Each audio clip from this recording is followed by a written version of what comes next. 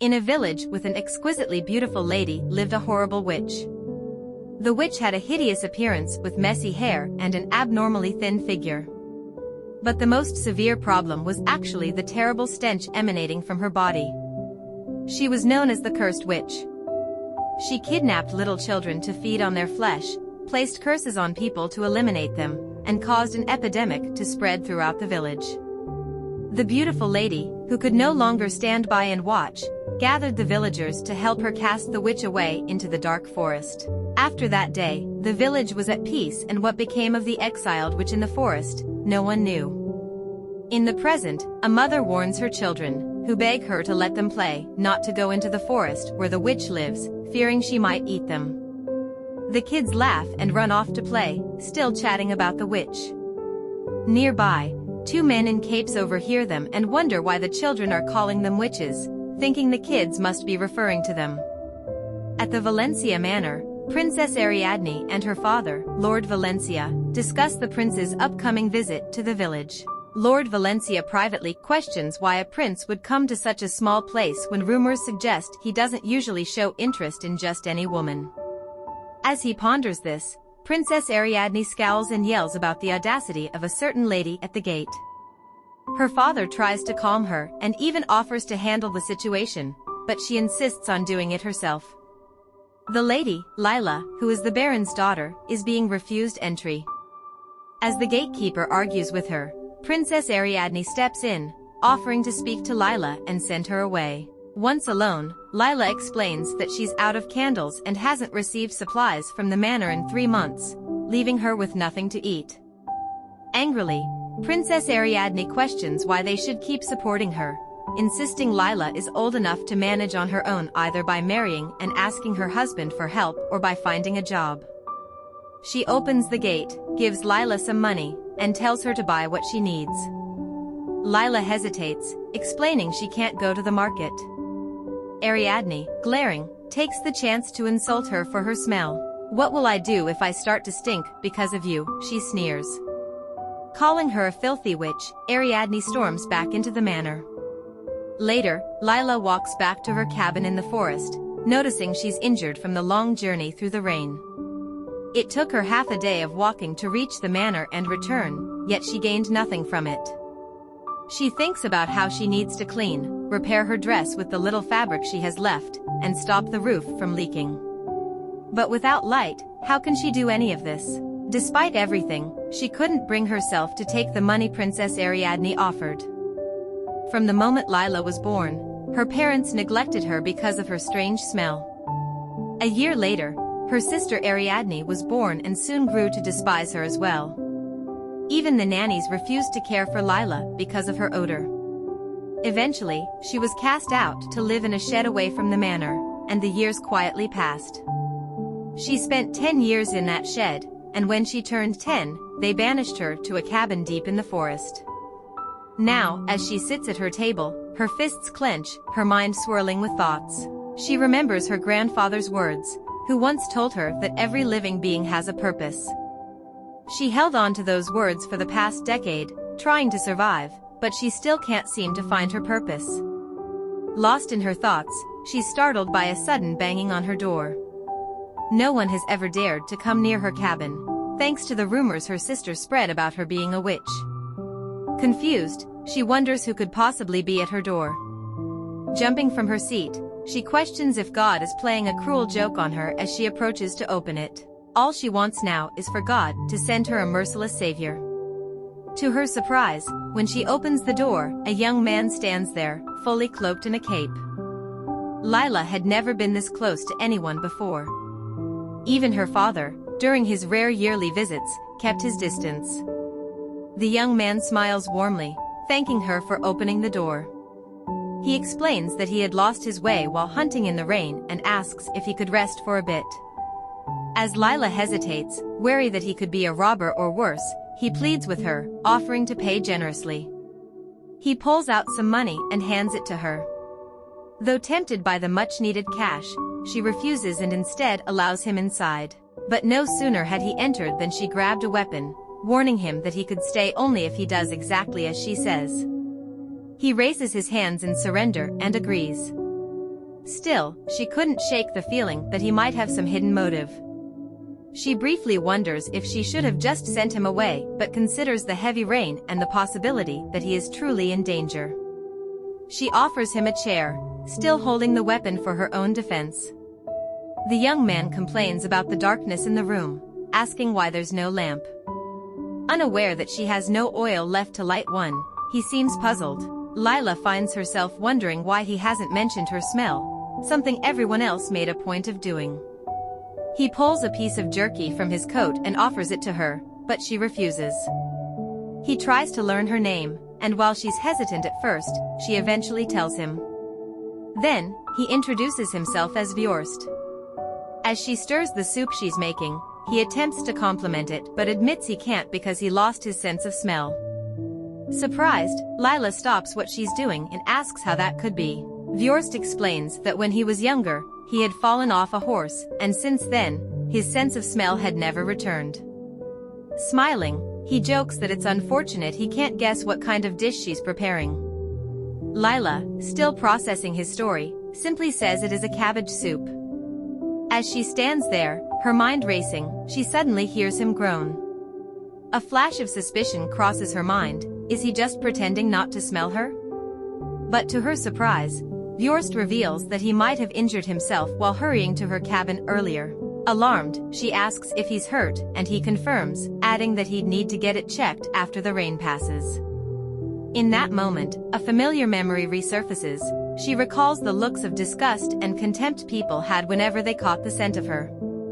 No one could hide their revulsion. She turns away from him, coldly instructing him to leave as soon as the rain stops. But then, Viorst glances at her with a strange look, silently noting that she isn't ready for him to fully devour. What could he possibly mean by that? The next day at the Valencia Manor, Viorst, Ari Adney, and Lord Valencia are dining together. As they eat, Viorst suddenly pauses, putting down his fork. Concerned, Lord Valencia asks if the food is not to his liking. He smiles and reassures him that the meal is splendid. During their conversation, it becomes clear that Viorst is addressed as Your Royal Highness, suggesting that he may be the prince they had been anticipating at the manor. As the conversation flows, Viorst casually mentions that he lost his way in the forest the previous day and came across a cabin. Do you know who lives there? He asks. Lord Valencia initially denies any knowledge of the place, but after some hesitation, admits that while the forest belongs to House Valencia, it's so vast that it's impossible to keep track of every part. Viorst presses further, pointing out that it seemed as though someone was living there. With no way to avoid the topic, Ari Adney steps in. She claims they hadn't mentioned the cabin earlier out of fear it might cause him discomfort, but now it seems impossible to keep it a secret. Intrigued, Viorst asks her to explain. Ari Adney begins, saying that a cursed witch lives in the cabin, a wicked woman who casts deadly curses on anyone who dares to cross her path. She emphasizes that the witch is known for her horrid stench, so overwhelming that even approaching the hill near the cabin would leave anyone gasping for air.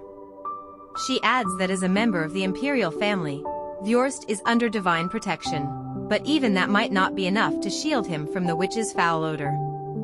If anything were to happen to him, she warns, they would be plagued by the guilt of failing to protect him. With that, she begs him to avoid the cabin, and he graciously agrees. However, as Viorst listens, his mind drifts back to his encounter with Lyla. If only Ari Adney could smell the fragrance coming from Lyla, he muses, she'd never be able to say such things. The moment he caught the faintest hint of that sweet scent in the forest, his body had moved toward it on its own. There were no flowers with such a sensual aroma. It awakened something primal in him, an untamed instinct that surged with every breath, turning him into a wild creature desperate to claim what it sought. As he reflects, he recalls how the cabbage soup Lyla had served was barely edible. Though it was technically food, it felt wrong to even consider it a meal. Then, there was the candlestick Lyla had been holding. Candles were a luxury in that area, affordable only to the baron's family or a few wealthy merchants, and yet, in that dilapidated cabin, such an item was present. Viorst couldn't help but wonder if there was some hidden connection between Lyla and Lord Valencia. Still lost in thought, he notices Ari Adney watching him closely. He gives her a polite smile but inwardly wishes it were Layla sitting across from him instead. Much later, Ari Adney is seen escorting Viorst to his room. As they walk, he can't help but reflect on how the schemes of lower-class nobles lack refinement. The Baron had tried to claim that the prince's attendant looked tired, just to create an opportunity for Ari Adney to be alone with him. Knowing how his attendant would do anything for money, Viorst figured the man had eagerly accepted the bribe to go along with their little ploy. Still, he thought to himself, this is preferable to them shoving the princess into his room in just her undergarments. As they continue down the hallway, Ari Adney suddenly stumbles, leaning into Viorst's body. She slides her hand over him as she regains her balance, apologizing for the fall. "Thank you so much for catching me," she says, pressing her chest against him. Observing her act, the prince inwardly notes how pampered and spoiled she must have been by her foolish parents. In the capital, women like her were common, but in a small village like this, she probably got away with manipulating others using her looks. The only thing she has going for her, in his eyes, is that she faintly resembles Layla, but even that isn't enough to excuse such arrogance. Lost in his thoughts, Ari Adney interrupts by suggesting, with a bold smile, that perhaps he would like to be escorted to her room instead. Disgusted, he shoves her away and coldly advises her to leave at once. Glaring at her, Viorst tells her he's already memorized the layout of the manor and doesn't need her to show him to his room. "Enjoy the rest of your night," he adds with a scowl, turning and walking away, ignoring her calls to stop. He's been disgusted by the whole situation from the start, the princess, the baron, the manor. All he truly desires now is the sweet, elusive scent of Layla. When he enters his room, he immediately calls for his attendant, Shuri. The man rushes in, quickly offering an explanation. "I just wanted to warm up your room, Your Highness, and then return right away." As Viorst begins undressing, he asks, "How much did the Baron pay you?" 500 shillings, Shuri admits, "and they promised me another 500 if everything went as planned. But I've already given up on that." Viorst shakes his head, uninterested in the details of the bribe. Instead, he orders Shuri to gather information about a cabin in the Baron's forest and the woman who lives there, someone named Layla. "Some say she's a witch," Viorst adds. Shuri's eyes widen in concern. "What if she really is a witch? What if she curses you?" Viorst brushes off the worry. "Just find out what you can," he says, before instructing Shuri to prepare candles and a horse for the morning. As his attendant leaves, Viorst contemplates how little has changed since the ban on witch hunts a decade ago. He can easily imagine the cruelty Layla must have faced all these years. Even someone like Shuri, from the capital, is cautious around her. How much worse must it be for the locals?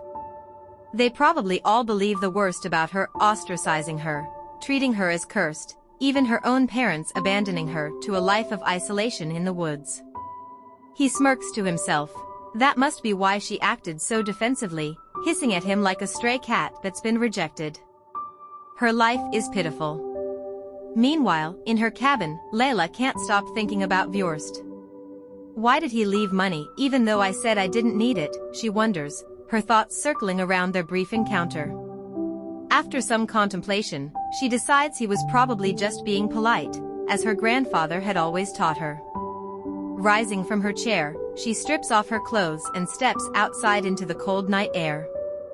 In her undergarments, she wades into the frigid lake beside her cabin. The water bites at her skin, but she endures it, hoping that by washing herself often enough, she might reduce her stench. With the money Viorst left, she can't afford candles, but at least she'll be able to buy some lamp oil and even a bit of meat, something she hasn't had in over a month. But there's one problem: she'll have to go to the market in her current state. As she thinks about it, she recalls how Viorst didn't ridicule her like everyone else. He had been kind, grateful even, and left her money without fear or disgust. Unlike all the others, Viorst wasn't afraid of her. After washing up, Layla set out for the market, her face hidden beneath a cape. As she makes her way down the street, villagers begin to grumble about a foul stench in the air, though none could pinpoint its source. She hurries to a nearby meat stand, eager to get what she needs and leave quickly. But as the butcher begins preparing her order, he too starts to notice the smell. Panic flickers in Lila's mind. Should she run, find another butcher, or even steal the meat and bolt home? Just as she wrestles with her thoughts, another customer arrives to place her order, but the butcher insists on serving Lila first. Moments later, the new customer wrinkles her nose, complaining about the stench and accusing the butcher of selling spoiled meat. Furious, she storms off, vowing to take her business elsewhere, while the butcher looks around in confusion, wondering aloud where the smell could be coming from. Then, he turns to Lila and bluntly asks if it was her.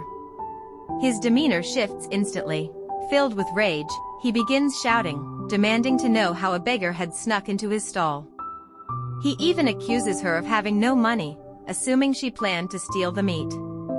Without warning, he shoves her to the ground, spits in her face, and mocks her audacity. But then, as he looks closer, recognition dawns on him. This was no ordinary beggar. She is the witch. The word spread like wildfire. Villagers began murmuring, their whispers growing louder as they question if it is truly her. The butcher points at her, describing her appearance ugly, with matted blonde hair and a revolting stench. When they realize he's right, the crowd scatters, pleading for her to spare their lives. The butcher, trembling now, begs her not to curse him. Lila rises from the ground, her eyes cold, and takes a step toward him. With a calm but firm voice, she orders him to hand over the meat she had asked for. Panicking, the butcher scrambles to comply, offering to give her anything she wants, even refusing her payment in fear. But Lila, her voice rising in anger, shouts that she isn't a thief. She pays for the meat, then turns and heads straight home. As she nears her cabin, she's shocked to see Viorst standing there, calling out her name. Tears well up in her eyes, and without hesitation, he rushes over to her, asking softly if she's crying. Unfortunately, this segment ends here. Leave a comment for part 2. Also, please do not forget to like, share, and subscribe. See you in the next one.